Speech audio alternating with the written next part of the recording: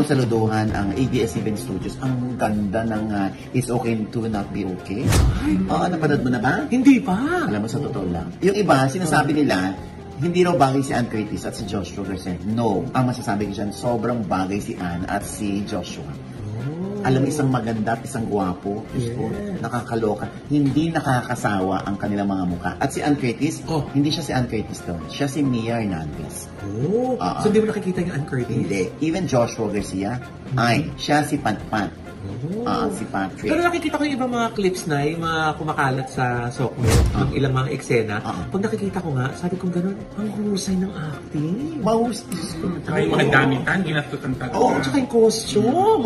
Ako pagbibigyan ko na si Carlo Aquino. Kahit medyo may mga inconsistency, pero okay na yun. Basta alam natin na yun ang character ni Carlo Aquino.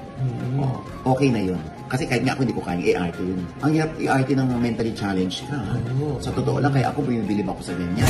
Kasi kailangan aralin mo yan. Kailangan mag-immerse ka sa mga karakter na bago sa'yo at challenging pa. Yes. Diba? Kaya, Diyos ko, talagang saludo ako at congratulations kay May Cruz Alviar, kay Direk at kay Direk Raymond Ocampo. Mahusay, ha? Mahusay. Talagang ang ABS-CBN, hindi dahil ako'y galing sa ABS.